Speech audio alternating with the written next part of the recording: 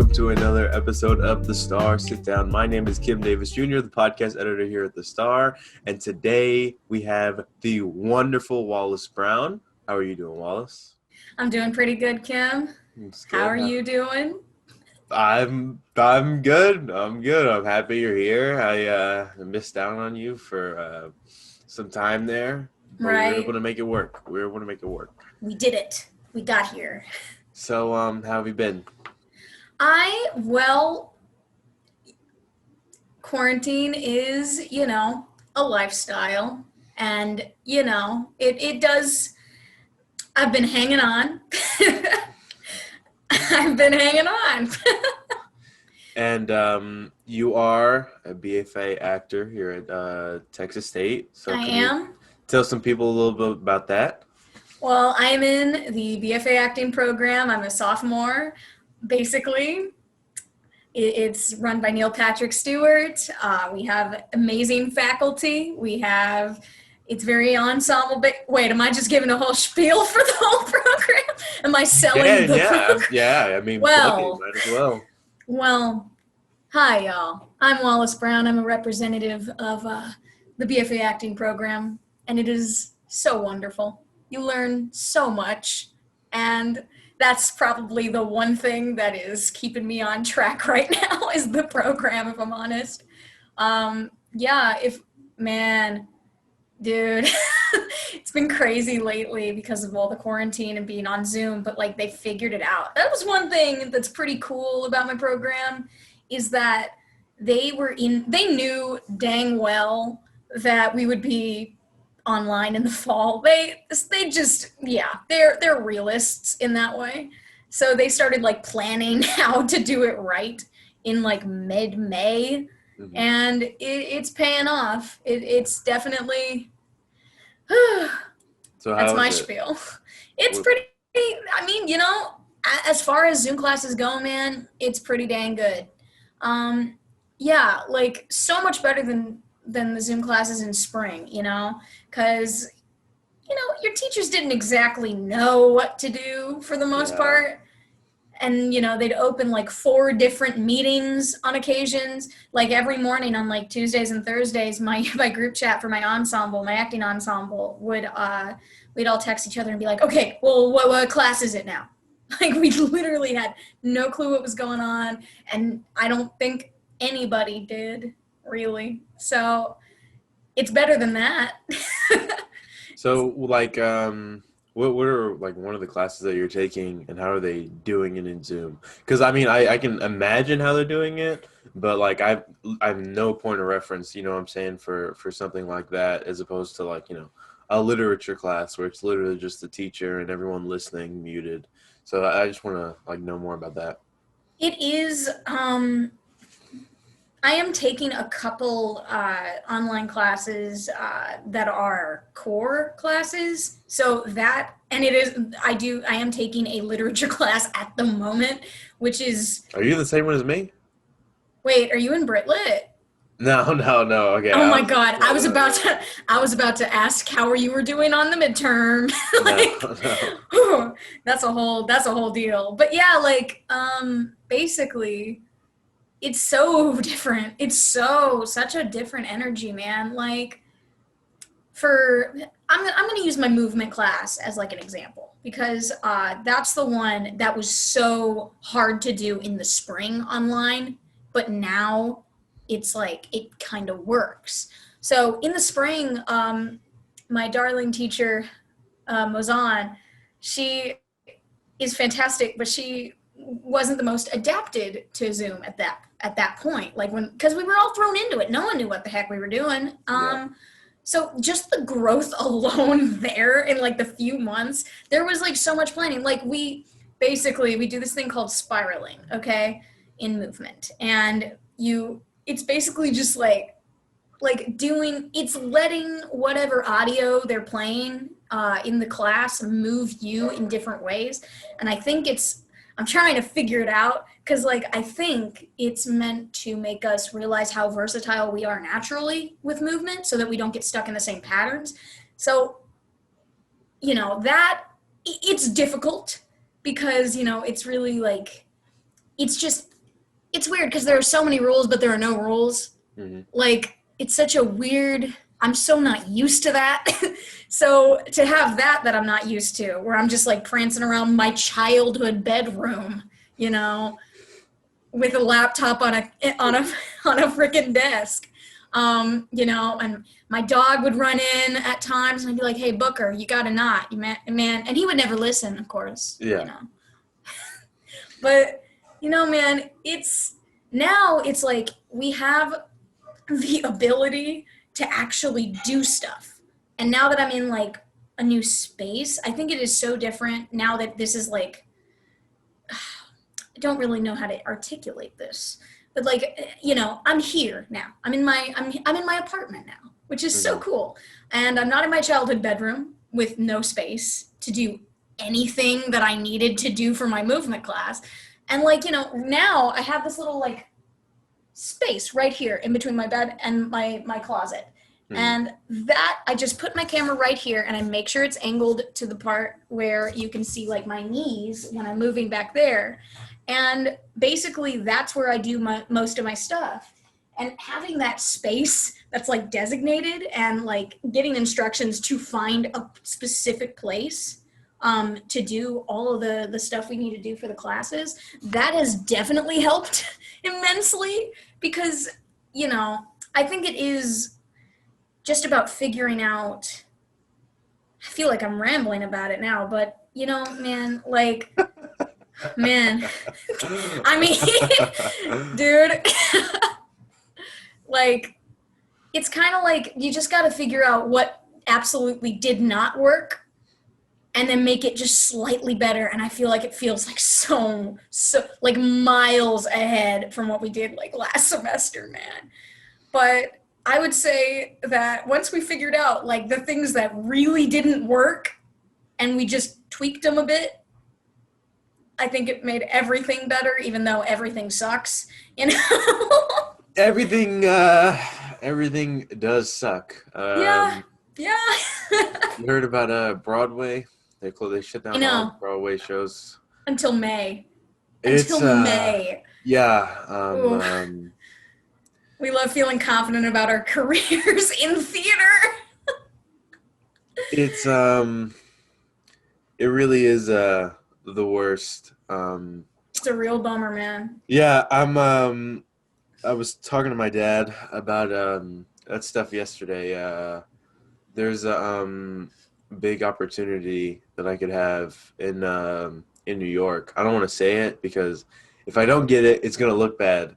But there's something big that I'm trying to do like for the future and plan, and like the city is about to shut down again, and it's just a mess. Because I'm thinking about this like, okay, if I get it, like things will be back to normal because like this is like a future thing. You know what I'm saying? Like next summer or the summer after that. Mm-hmm. But even then, it's so uncertain. And No kidding. yeah, this and it's messed with like how I'm thinking about the future too. You know what I'm saying? Because like I'm so used to thinking about, like you said, like my career, where I want to go, what I want to do. But now you got this, and it's like the world is not what we're used to, and I feel like so many people are trying to like force that normality and like trying to be like, oh no, well, I mean we've adjusted to the way things are now, and we're gonna get back there soon. You know what I'm saying? It's towards the end of the year, but in reality, it's really scary how long this thing's gonna last, and it's very tiring being inside all the time. I It uh, really is, I man. miss my friends. I do too. I Um, oh yikes, man. It's like, did you ever see that? Like, there was a tweet that I saw because I recently got on Twitter. Crazy, but that's not a Twitter plug. I'm just saying that I'm so no, no, like no. I got behind. you. I got you.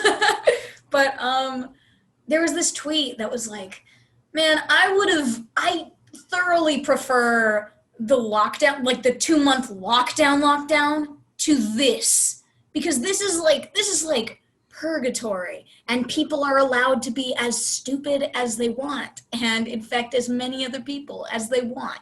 And it's, it's, it's uncertain when it's going to end. And, eventually, hopefully, hopefully soon, sooner rather than, when we're like 40, hopefully there will be, I'm exaggerating. It'll be sooner than that, hopefully. Hopefully there will be a vaccine. But also, you don't want to rush a freaking vaccine, Like that could Yeah. do numbers on people, man.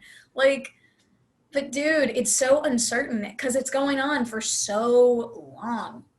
And there's no like specific rules that are like, hey, we need to, like, no one's talking about flattening the curve anymore. It's just it's always, it's going up like forever. Like, It sucks that it's happening like at this time. I mean, to be fair, I feel like it sucked regardless, no matter like how old you are. I yeah. mean, like, you don't really get that like college experience like we had like in the first semester, like going Yeah. to campus all the time and seeing people and going to the comedy association meetings. That was Oh my awesome. god, yeah. Like, That was awesome. uh have you been How? going to the Zoom meetings? No, I haven't. I mean, It's kind of fun, man. It's worth it. that's Like, what that's what Hayden told me. I it might is I might definitely show up to worth it. one. You should, man. Like, dude, uh the Comedy Association. I felt like I was about to go into an ad. How was But the showcase? I I saw you were in one of the sketches I in the was, beginning. yeah. Yeah. It How was was that? fun. It was written by David Rich, and Clayton was also in it with me, and that was really, it was it was really fun. I postponed filming that for like daily. I was like, oh yeah, and then once I do this and this and this, then I'm gonna film the thing for David Rich, and then I'm gonna film the thing for David. I'm gonna film the thing for David. I swear to God. And then I finally like realized, oh, it's like a thing that I gotta film. And like, so I sat my happy butt down in my kitchen when no one else was home, and I filmed it in one shot. And it went well. It went well. But it was an attestament. It was a, no, not an attestament. That's not a word. It was a testament to how much my work ethic has tanked. But dude, it was like really fun. Like, and the way they aired the showcase, while it's not like anything in comparison to like last year, like the just the gold that came out last year, and the fun, the experience of like going up on the stage at George's afterwards and like getting in the picture, like, and the parties afterwards, obvious, but just the showcases alone, man. I mean, it doesn't compare, but it is its own thing. Yeah. That is something I was grateful for because I didn't want it. I was really worried it would like turn out like uh, we are trying to recreate the experience of it, that you can't really recreate right now. But it Yeah. was it was fun, man. Like the chat was going off and on YouTube, and it was like, oh, I recognize this name. Oh, I recognize this name. Ah! And it made me feel, it really did brighten my day to watch it, and just seeing like there was a sense of community there that I just thought was so fun. So that's what I enjoyed most about the showcase, which is available on YouTube, I believe now. Yeah, Link in bio. at the Comedy Association YouTube channel. Yeah, Hayden sent it to me because when he came on the podcast, we were talking about how it was gonna work and how you guys were gonna do it, and then he was like, "Yeah, we're gonna figure it out. It's still in the works." And That is such a good Hayden Hartrick impression. yeah, no, I give him a lot of crap, but he's a really good friend of mine. I ran into him at Walmart after he shot that podcast. It was really random. He showed up with a shirt with mustard on it and short shorts and slides with no socks and a disposable mask. It was hilarious. That is peak. That is you got me at the mustard stains, man. Like, oh, that is peak quarantine attire at this point. And it Like, was funny. dude, It was a Walmart, so it fit. right. It really fits the whole like aura there. The Um, whole aura. I wanted to ask you, so like on the note of like employment and like the future. After you graduate, like what are your goals? Do you want to do more stage acting or more film acting? Hmm. That's a good question. I'm I have done very limited amounts of film work. Uh, I have been in skits, like that's the extent, kind of. I mean, one time a friend of mine decided to film a 10-minute play he wrote, and oh God, man, I played an Oscar award, and they put a bunch of like gold paint on my face, and I broke out for like 2 weeks. Ah, Oh, it was awful, man. It was, and then he lost the files, so I did that all was of all for that. nothing. It was all for nothing. So that's my film work. That's my little film resume. So the But only work you've yeah, done for film have been like the sketches in yeah, pretty company. much. Oh wow, okay. Pretty mumuch. Or like filming, monologues just for my own use for like Mm. auditions and stuff.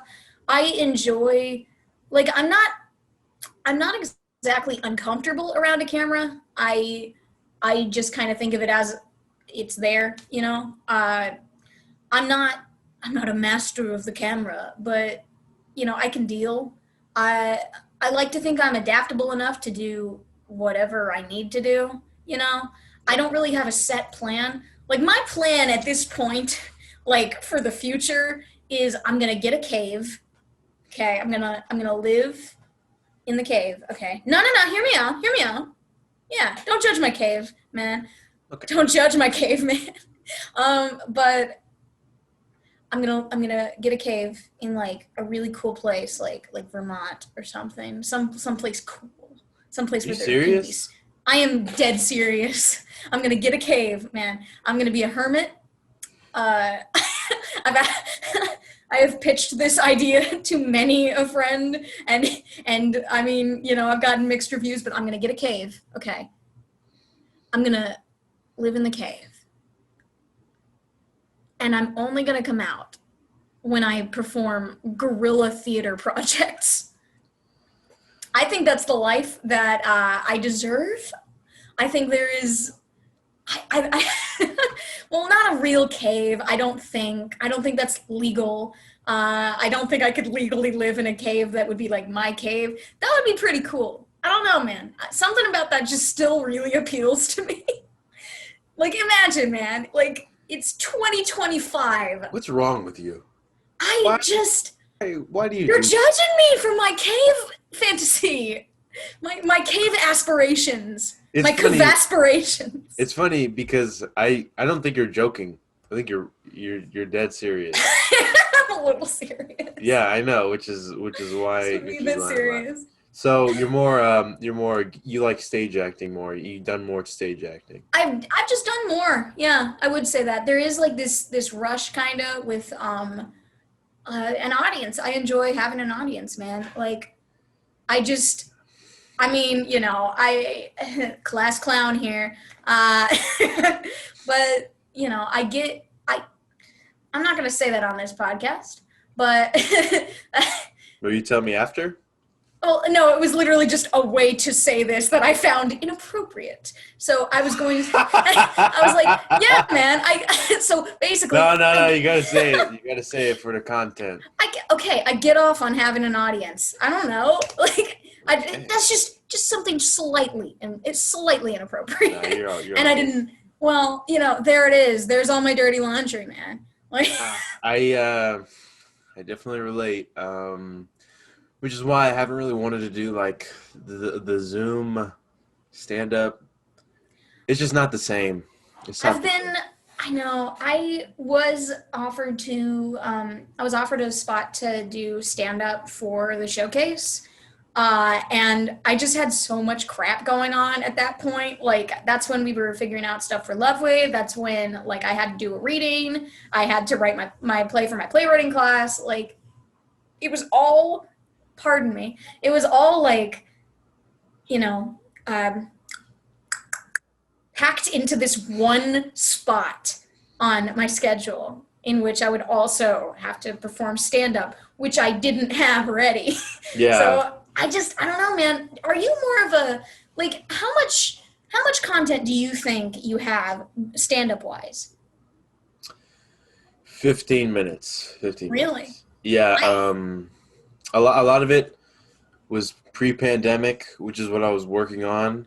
A lot of stuff I've like just written down that I never got to perform because you know, we got The in the world pandemic. ended. Yeah, which has very heavily affected my plans for stand up because I was gonna do spots in Austin and San Antonio Oh and just wow. and try and make a name for myself and just try and get better and get those reps.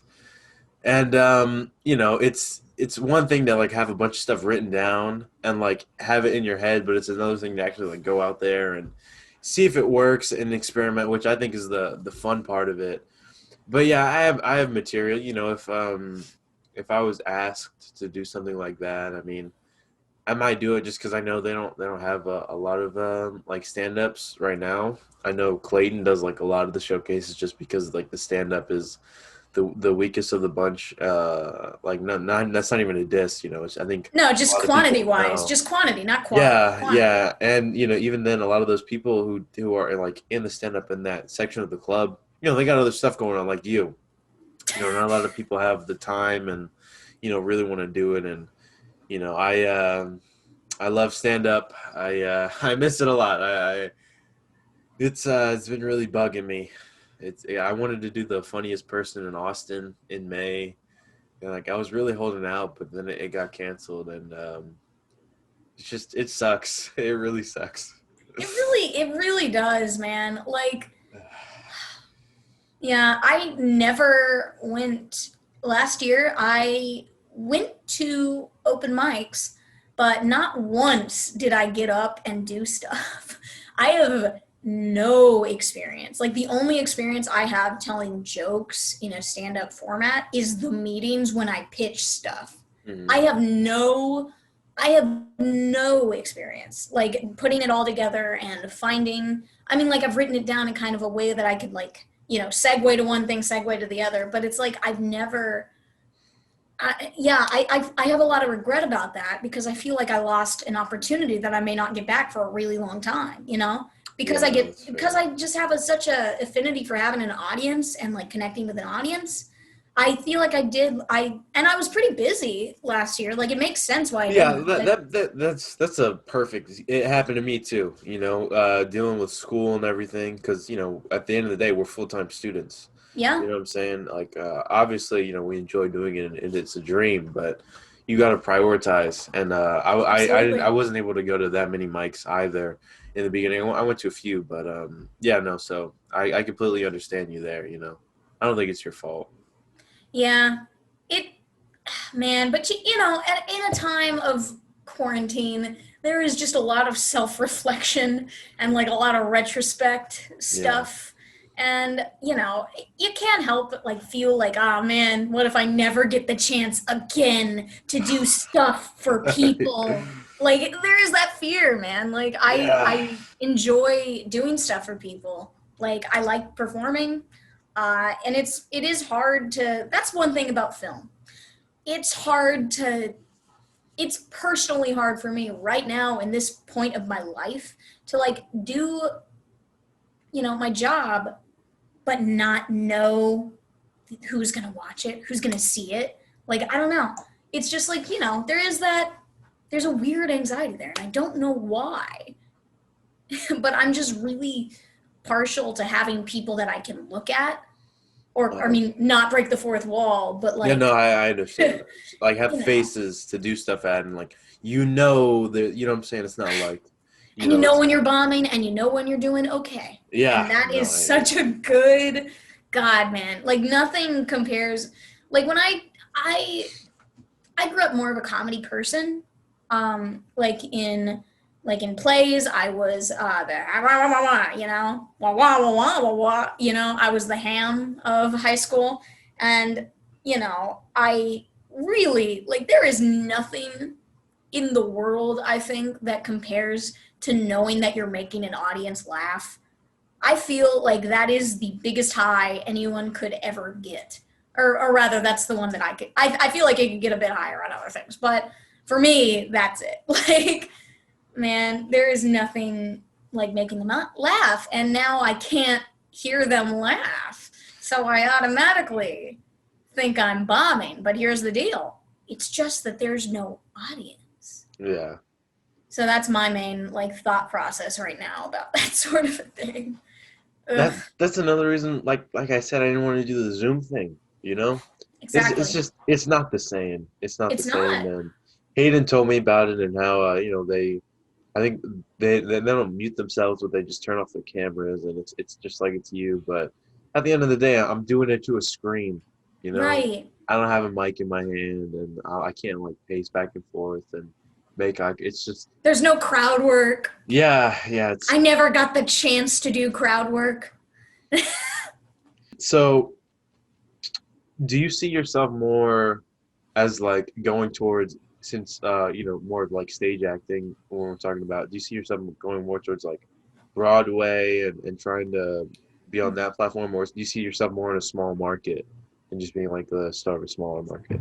You know, um, I don't know why I have such a cave mentality.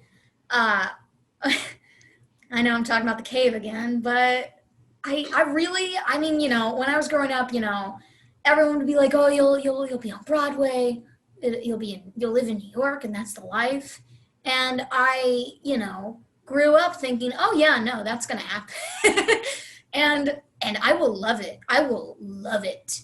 And then, I went to New York for my first time, and I was like, "Oh man, this is my home," and like then I went again with my family one time, and I was like, "Oh yeah, this is my home. I'm gonna," and I cried on the plane ride over. I was because I saw the skyline, and it was so beautiful. And I was like, it's my home, and now it's like I really don't see myself living in New York at all.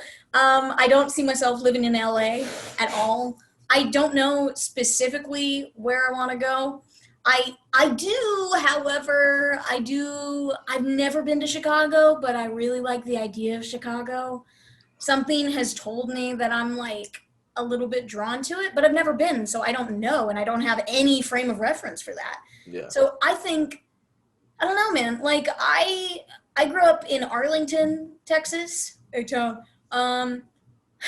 which is also where Hayden Hartrick's from. Actually, Oh, we I know. found that out over the summer. Pretty But funny.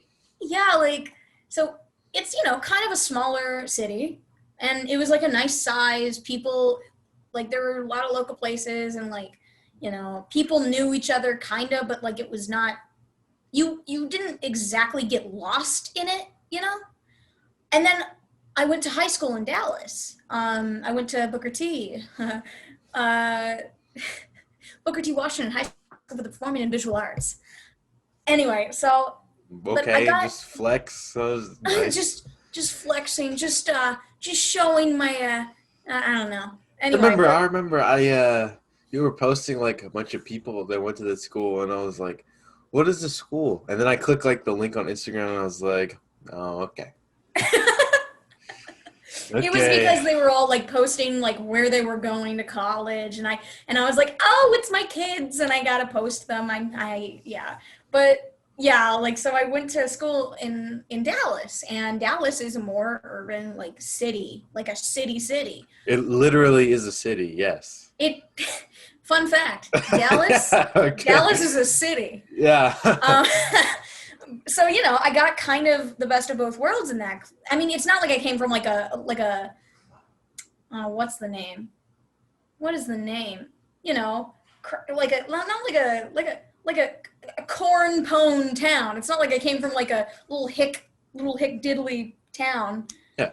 I mean, I came from a pretty girthy. I'm not gonna describe my town as girthy. My God. Anyway, I came from a sizable town, and then I came to San Marcos to be, in college, and I feel like I really vibe more with this kind of stuff, but I don't know, man. Point is, I don't want to get lost in a city because like I feel like if you had like if high school Wallis, okay, who had all these New York dreams and cried on the plane ride over, like if you had just taken her, given her a college education, and then just kind of dropped her in the middle of New York, I don't think she would have known what the heck to do. You know? Like Mhm. I genuinely like now, like even now, I don't think I would have like a set place to go. Like I wouldn't have made any connections. I mean, obviously when I was in high school, I was like, I'm going to go to college in New York, and that's how I'm going to get my foot in the door and then be successful and be a working actor. No. That's not how it's not how it happens a lot of the time. And I'm so glad that I didn't do that. Like, dude. Ugh. But so basically, I feel like Chicago sounds. I have no frame of reference for this. Never been, never done any research. You just Okay, like the idea. I You like like the the idea. idea of It. Chicago. I feel as if Chicago is different from New York. At Yeah. least the Chicago that I put in my mind, that it's different from New York in that you have some places to go. You know, I don't know. I feel like there's specific things like New York has Broadway.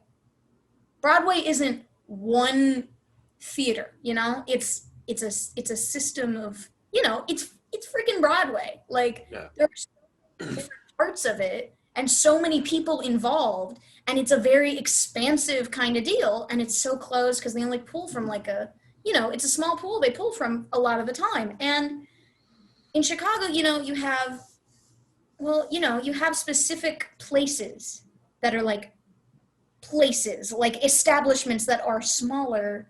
They're not Broadway.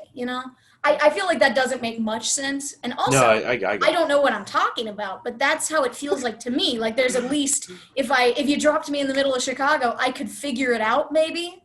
I don't know. I feel like I have that.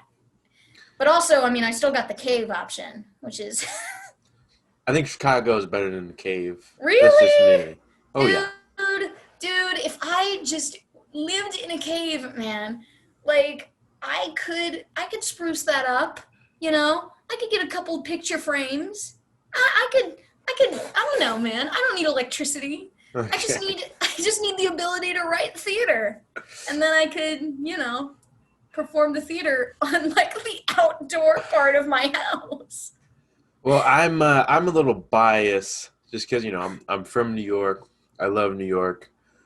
Um, I'm I don't know if I'm gonna go back at some point, to live and start a career, but it's always an option. Mhm. But anyway, yeah, I don't know. From my point of view, I feel like there are a lot of options in New York because it's not only Broadway. There are smaller theater companies, especially in Brooklyn, because Brooklyn is starting to really grow and boom, and it's gonna become as big as Manhattan eventually, just because of how many people are going there. And That's cool. yeah, so I think New York has like a bunch of different opportunities besides Broadway. Obviously, Broadway's isn't it like the theater capital of the world, or I like I New would York? assume so. I would Yeah, I assume mean so. it makes sense. I think I that's mean, safe yeah. to assume, but I can see that. I mean, I don't know much about Chicago. I give people from Chicago, I give them a lot of crap just because I think it's funny. Because people from Chicago love to tell you they're from Chicago, but I feel like that's any major city. I don't know. I'm not a big deep dish pizza guy. It's like a Not pizza either, cake. man. I'm just It's not a like a pizza pizza person in cake. general. It is like a Really? pizza cake. For me, I don't know, man. I had a lot of pizza in high school, and then I was like, you know what? I think I'm done. I think I'm done here. Oh, okay. But yeah, Um,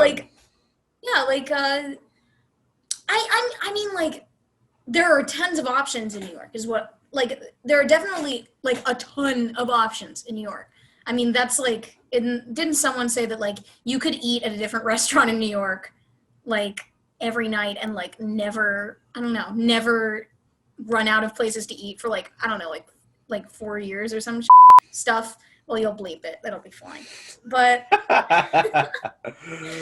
like I just feel like I mean, like, everybody I feel is an actor in New York.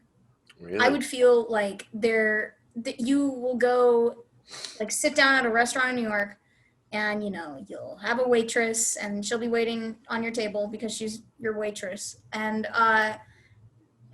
you talk, you get to talking because she's all like charming and stuff, and you're like having a really good conversation, and you're like, oh, so where did you go to school? And she's like, oh, I went to Pace.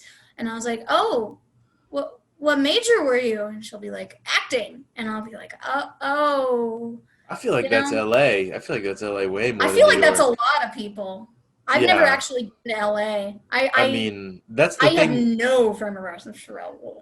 That's the thing. A lot of screenwriters and stuff have said, especially like the professors at UCLA, and like they say like every like waiter or a lot of the retail, a lot of these jobs, they're just people that are trying to make it. Like Yeah, everyone has their own screenplay, or everybody's like an actor, or everybody is trying to make it. I feel like that's LA way more than New York.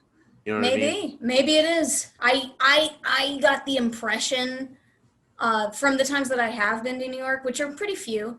Um, I think I've been 3 times. I don't. That's not important, but like, I definitely did feel a sense of unease because I mean it's probably more in LA. I have heard that it's more actors in LA than in New York, but it's just such an amazing amount that like it started to, I don't know, just the idea of being lost in like a sea of actors who can do all the same stuff that I can do, and like suddenly I'm not the only person that can juggle. Like that thought like terrifies me, if I'm honest. Like I feel like in that way, maybe that is why I would like to be the cave person of like Vermont and like, imagine like having, a sizable city like in Dallas. For a while I was thinking maybe after graduation I could live in Dallas. I could work my way through local theater in Arlington and Dallas, but mostly Dallas. And then I could somehow get my foot in the door at DTC. I'll get my foot in the door at Dallas Theater Center, and then I'll become one of the Brierley Acting Company. And then they have so many opportunities because it's a Tony Award-winning theater. And like that, I would rather be kind of not. I feel like I'm setting myself up to say that I'm like a big fish in a little pond, but like I mean, not. I want to be a sizable. I want to be a well-known small fish. You know, like I I don't feel like want to be a that's little fish in a big pond. Don't want to be a whale in a toilet, but I want to be maybe a little like a nice salmon. yeah. Salmon. Uh, you know, with a nice little hat on that people recognize. I feel like it would be nice to be recognizable and actually I don't know. I'd like to be I kind of get you. a household name on a small basis. You know, That makes sense. Yeah, no, I get it. I don't think that's bad in any way. I think that's also I think that's very achievable, especially for you, because I genuinely I think you're talented, and I think you have what it takes to maneuver the business, and that's a big reason why I wanted you in my first sketch, White Dads, as Amanda Grace. I thought you were great, and I still think you're great, which is another reason why I wanted you to come on the podcast so other people can get to know you, and you can get your name out there even more, and they can know your greatness. But genuinely, I think that's a very reasonable goal. I think you could be a big fish in an ocean. Well, not an ocean. Maybe a big fish, big pond, but the pond is the size of the ocean. You know what I'm saying? Yeah. But I think you're very capable. But I think that's very valid. I think that's a very valid goal, and you know, it's but, daunting. it's really daunting. Yeah. Like absolutely, man. Hmm. Hydrate. Hmm. Um, but yeah, man, it's really daunting, and I feel like maybe that's why I set my set my sights and my goals on like a smaller community where I can kind of stand out, but still be a person. Like I never want to be I never want to be a person that isn't a person anymore, is just the job. Because I've met a lot of, you meet a lot of people in the theater industry. Not that I'm not that I'm in the industry right now. That's not what I'm saying. I just mean when you hang out with when you go to high school with a lot of theater people, and then you like come to college and there's a lot of theater people, you start to notice patterns in theater people where they stop being people and they're just theater people. And I never want to be that. I never ever in my life want to be something like that. That is such a, I don't know, man. You know what I mean. You can I always do. tell. I You can do. always I tell. do. Yeah. Like, At least this is what I think you mean. One part, I think you mean like very pretentious. mm-hmm. Yeah, I went to an audition in January, and this was like my first audition for acting, and this is for Harmony's web series, and I was in another web series, but it was okay. But anyway, it was mainly for Harmony's web series, and one of the guys in line, he was at the front of the line, and I'm just trying to memorize my monologue. I'm trying to like, I've never done this before. I'm just thinking, because it's like with stand up, it's like stuff I write. It's my own material. I could bend it. But like this is a monologue, so I have to like remember. Yeah, like word Anyways, for word. yeah, Absolutely. literally. And I was like so nervous, and I there was another girl on the line, Taylor. She was very nice to me, and she was like, don't worry, you're good. I think stand up is harder than this. I think you're gonna do just fine. And I was like, I don't know. And then on the opposite, at the front of the line, there was some guy. You know him. I'll tell you after. Okay. He was very pretentious. He was like talking to some girl at the front of the line. She's like, so I have an idea of who this might be. I have an idea. he was Wait, like, go on, go on. yeah, no, we'll definitely talk about it after. But he was like, so yeah, like what, like, are you a theater major? Just to some girl. He's like, oh, that's cool. I saw you text me. I'll look at that in a second. He was like, oh, that's cool. Yeah, I'm a production performance major. Yeah. So Mhm. what have you been in? Oh, really? No, I love that play. I love that play. Yeah, I wanted to audition for it. I didn't get it, but yeah, So, what do you want to? And it was just like cringe. So, because it's okay. Like, this is a general, like, this is a theme. It's so weird. Would you say, like, the way to describe this kind of a person, I feel like, would be they're only talking to you just in case you are a potential connection to someone that can get them a job. And that's all you are. Like, they can make you feel like that. And also, oh man, I'm so glad I'm aware of this kind of crap now, because in high school I wasn't. It was just kind of like, oh my god, John is talking to me. That is so cool. Like, he's one of the older theater boys. That's really cool. um that's woo. um but they seek out like who could possibly give you a good reference in the future. And you can, after a while, you start to catch on that and that stuff. And this is a good exercise for when I visit home next Uh, time, me because too. yeah, because I need to tone down my regular vocabulary. But yeah, man, like it's, oh God, they always are like, oh, what monologue are you doing? Yeah, I'm like, and And they always know it. They always know the monologue. he chimed in on what me and Taylor were talking about, and he was like, "Hey, bro, what's your major?" I was like, "I'm an electronic media major."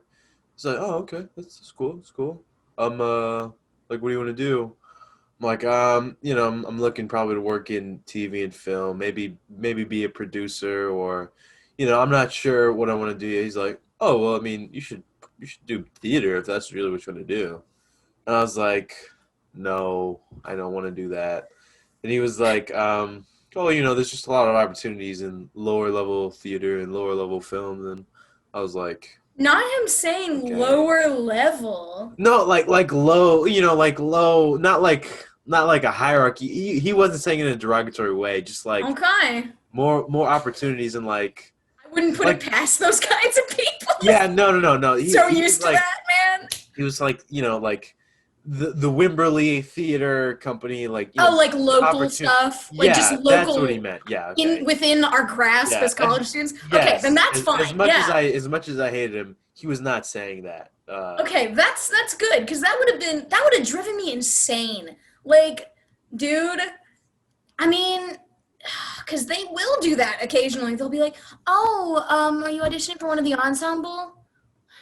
It's like, no, no one auditions just to be an ensemble unless you're doing like a chorus line or something. Yeah, It's I don't know, man. Those kinds of people. That is the kind of person I never want to be. I never ever want to be that type of person. me neither. Like, ugh, it's that just seems exhausting, because they tend to. Yeah. It's are you always business? Like, are you always the the business? You're always I gotta work my way up. Like, it just seems like they're very, um, yeah.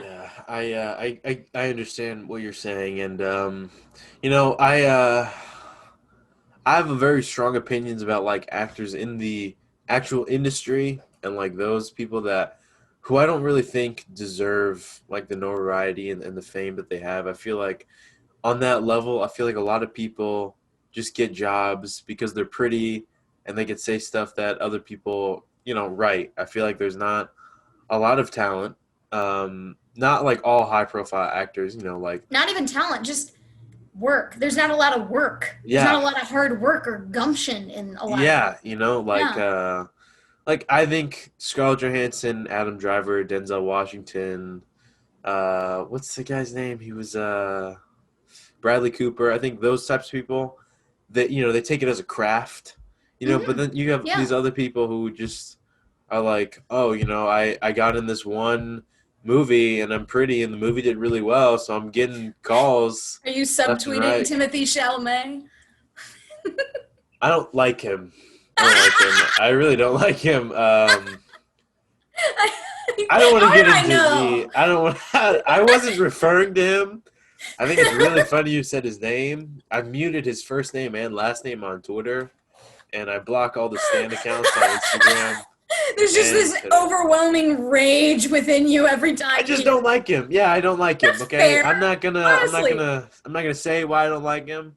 It's a lot of reasons, that's but fine. yeah, But dude, I get it.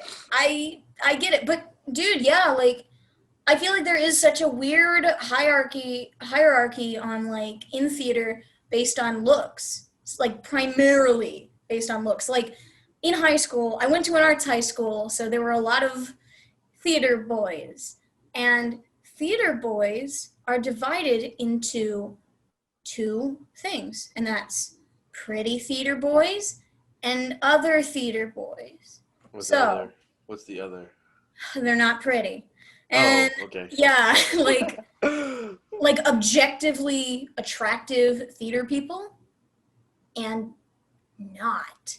Um so basically, there's these handful there tend to be like a handful of older boys that always get cast in everything because like every role is a guy's role, unless you're doing like Liz Estrada or something. uh every every play has a guy pretty much. I mean, there are exceptions, obviously. Thank god there are exceptions to that. But they often, if they look good, people will go see the shows. Especially like high school kids, they will work. They will walk their little butts down to the theater center in order to see. I'm just gonna say John. Just John is every guy. They'll see John, little John Boy Wagons. He's hot. He's got a hot bod and he's got a pretty face and a cute nose. And it doesn't matter that he doesn't do any work or do any sort of variety on anything or even try to get a new monologue every once in a while. It doesn't matter because he's pretty and because yeah, And then you get the other people, and they're like the comedians, and that's where I was. And you know, I would, yeah, like I wasn't one of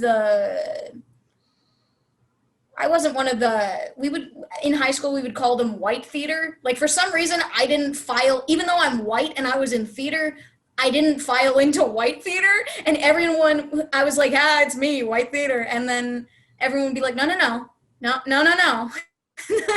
Like, get back there. And, you know, there's a specific form of theater kid. It's like the like Captain America of theater. And it's really gross. It's just really gross, and it makes me feel it makes me feel gross. It makes a lot of theater people feel inefficient. Not inefficient. What's the word? I don't know. I don't know what you're trying. I don't know what I you're trying to know. say. I know. Uh, I just because people focus on like people being pretty all the time and they don't focus on the work, it makes other theater people feel insignificant, and it makes them wonder if they should do any theater at all. And I definitely went through a period of time in my life where I was like, you know, maybe I'm not going to do anything because I am not this little image right here. I'm not. So maybe I should just, you know, just not do anything ever. I think I like crawling away into the cave, but like not doing anything, just Mhm. living in the cave. All of that was one giant tangent to just say, yeah, pretty people get cast and then they get cocky and then they don't do any work, but they still get cast because they're pretty. And then people go to see them, which enforces the idea that they need to be the ones that are cast so people will see the shows. Yeah, that's all I meant to say about all that.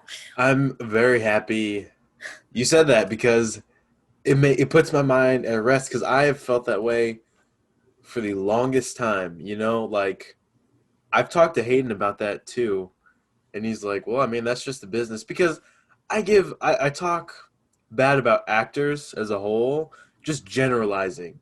But the people that I'm talking about are the people like that who Mm-hmm. just go to LA, they look good, they do well in one audition.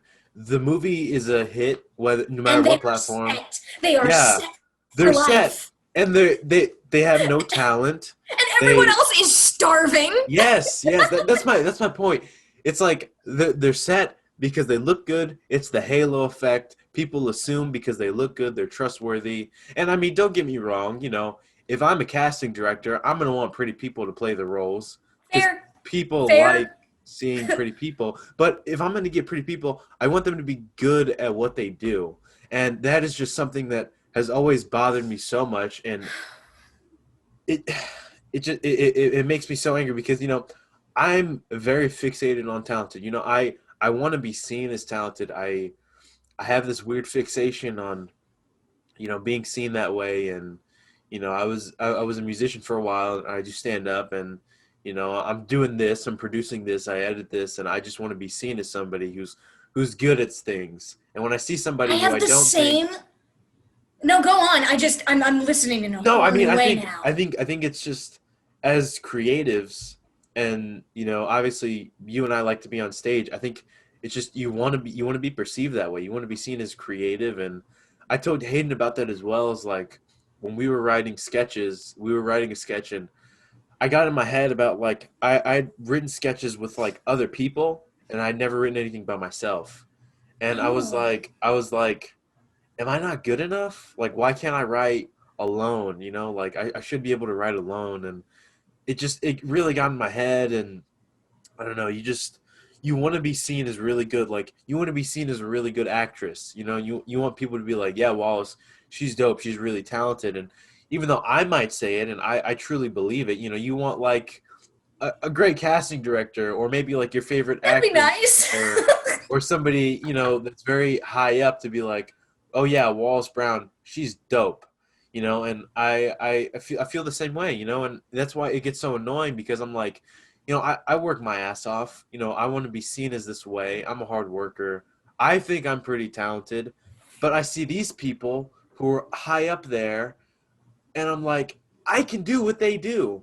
It's just they have all these opportunities that I don't have, and then I begin to compare myself, and I've been talking for way too long, but that's just how I feel about you know Not the at business all. and all these people who are like actors who I say some pretty explicitive things, but they're just people saying words that other people wrote, and they don't really have any redeeming qualities. And there are outliers that are in the business who are phenomenal that I love to see all Yeah. the time. But there's just so much of this nonsense. And there was a couple months ago, there was this TikTok star who had never acted in anything in her life, and she got a role in a show because she's a TikTok star. And that type of stuff just bothers me. Dude, I literally what you just said, literally that's been my entire like summer and like before that. But like, dude, literally TikTok used to make me so mad, man. Used to make me like weirdly mad, like weirdly mad. And granted, there's a bunch of crap going on right now that also I'm mad about, you know. So it doesn't, you know. But like I used to get so mad because I just think, what are you doing? Like what? Why are you God? Why are you suddenly God just because you have like a, you know? I just there's something so also on the like fixation of like, you know, I definitely have a fixation where I need to have my name on stuff. Like I love the idea of working on something and getting credit for the work I did. Like that I have a weird like I don't know. I mean like it really is like I want people to know that I work hard.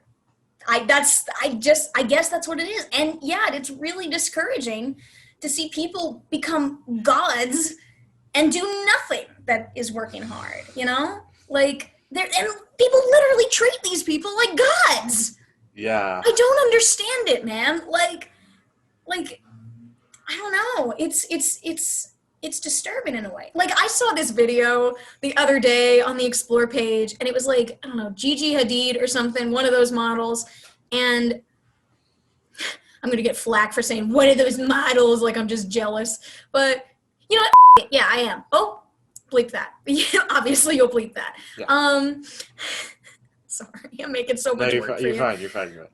But you know, she was walking down. I think it was also Kendall Jenner, which you know, boring in general. So you know, they're just walking down a runway, like not even like stunting. Like I can understand like doing a really good catwalk, like that stuff, that stuff,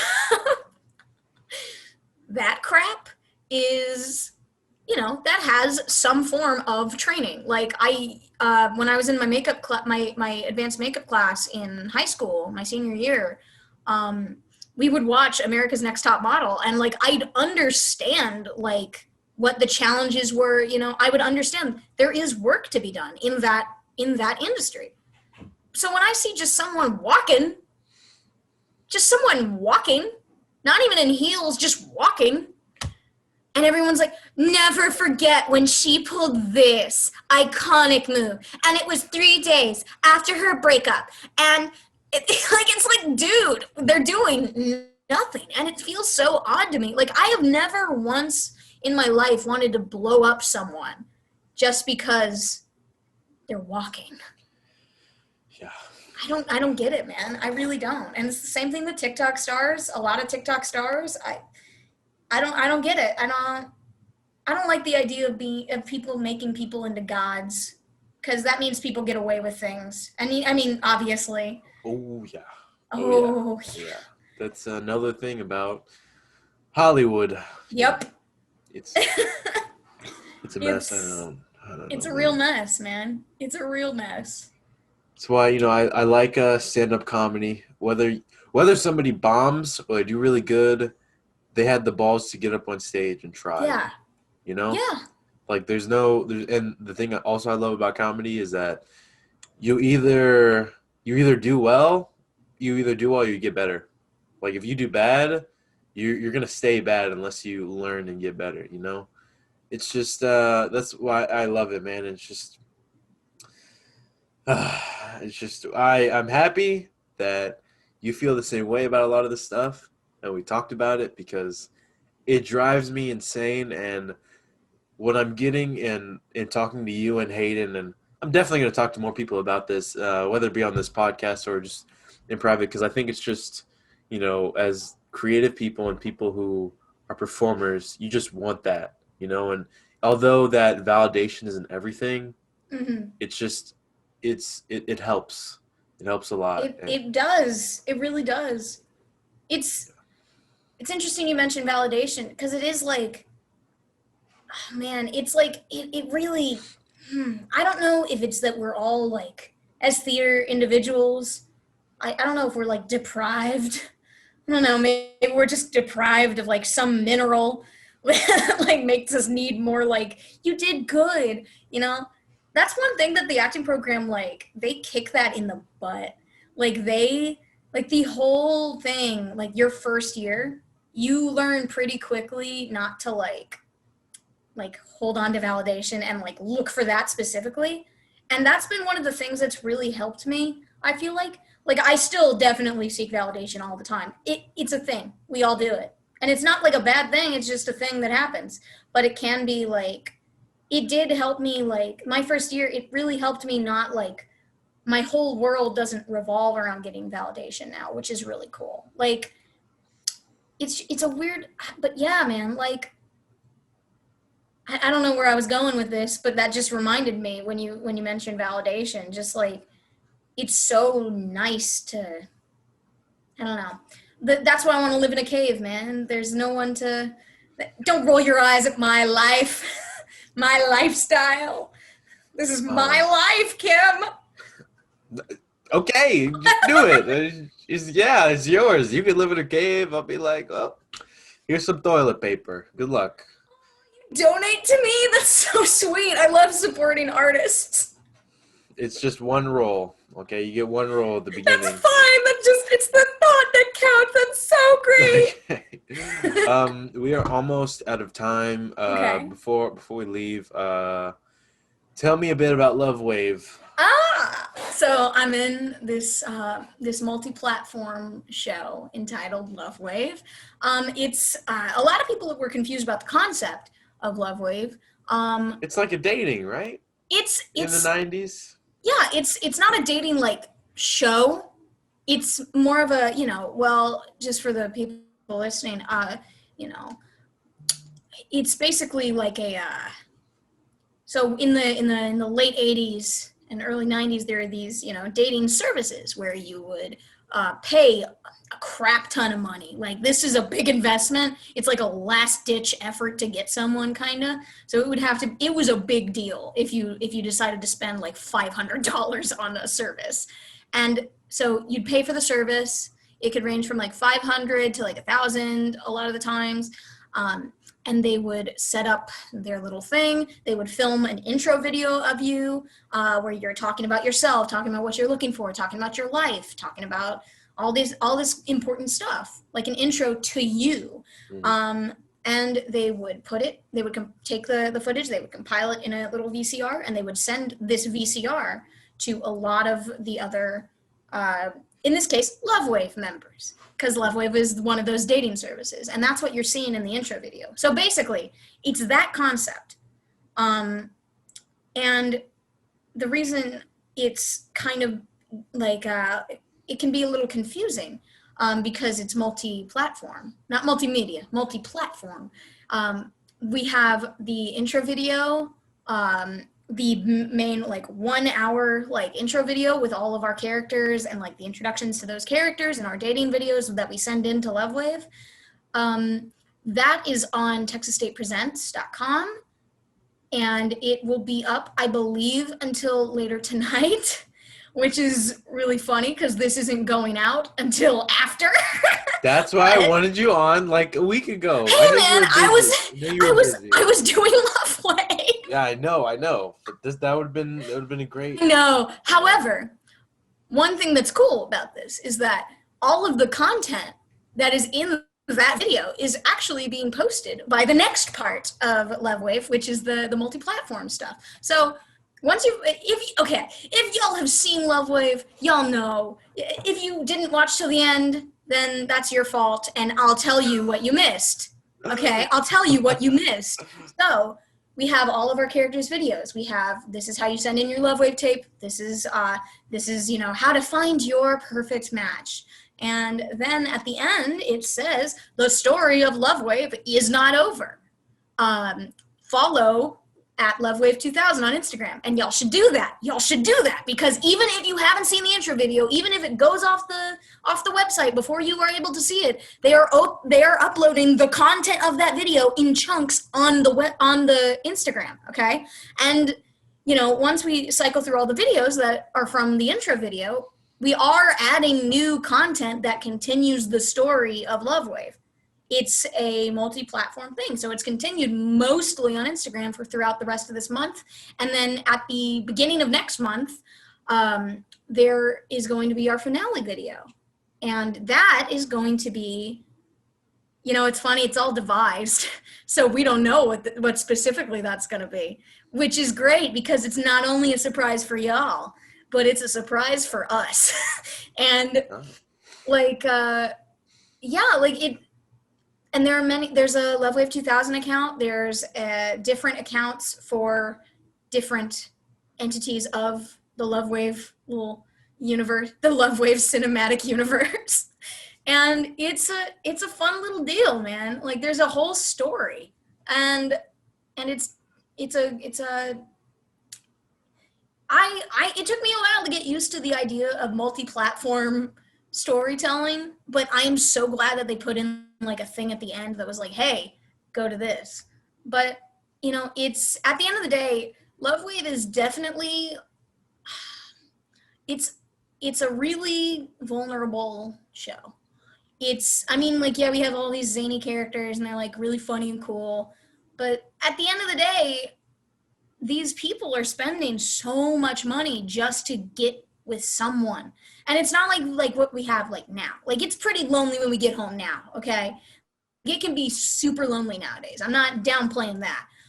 But the 1990s, they didn't have, phones, and they didn't have Tinder. They didn't even have like chat rooms or forums. There was a lot of nothing when you got home, There wasn't a way to connect to people that you didn't know while at home. And at least we have that now, but these people didn't. These people did not. And so to sit at home and to be eating your little like TV dinner, your lean cuisine or something, and it's like, you're alone, and it's the 90s, and you can't be on Tinder. You can't like swipe left on someone and see if something could happen. Like, you had to meet people. And to make that conscious decision to spend a lot of money just trying to find somebody, like, that is a very, I think that's a really lovely thing that we cover in the show. Like, it's just, because a lot of people, I feel like, don't realize like how grave that situation would be, because we haven't lived it. Like, the only person that was alive at the time of these dating services is Neil Patrick Stewart, and he's the one running it. He's directing it. And like, I made myself clear. It's kind of like, no, yeah, I get it's it. pretty, I get it.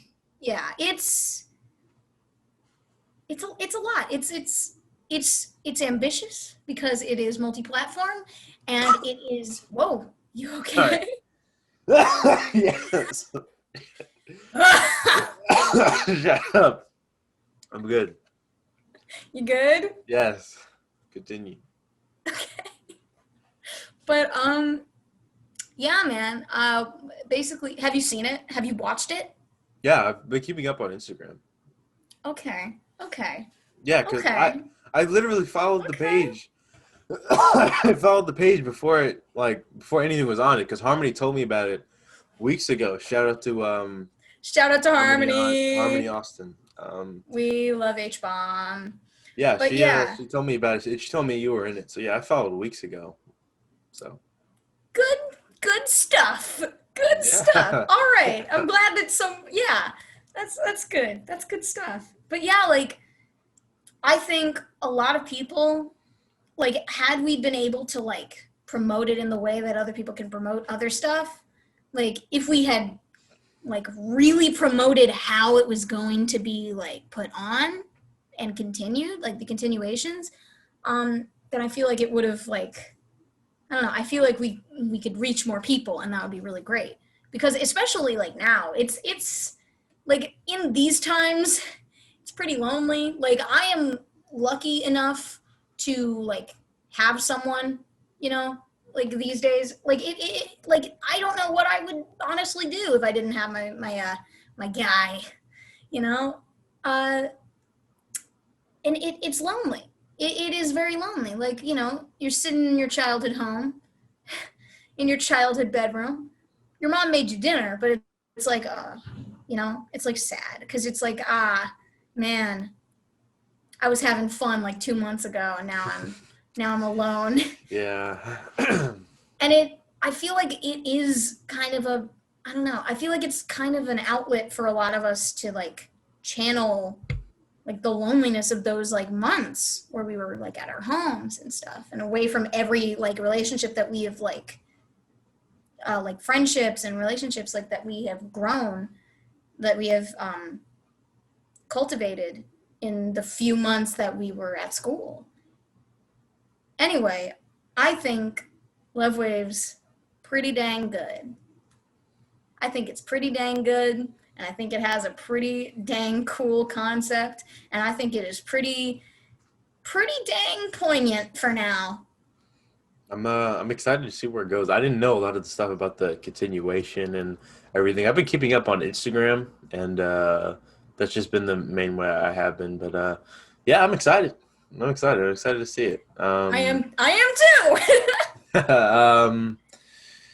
That's gonna be it for this episode. Again, I really appreciate you coming onto the podcast. I appreciate you having me. This it was took really fun. took 2 weeks, but we got you here. I You really got me appreciate here.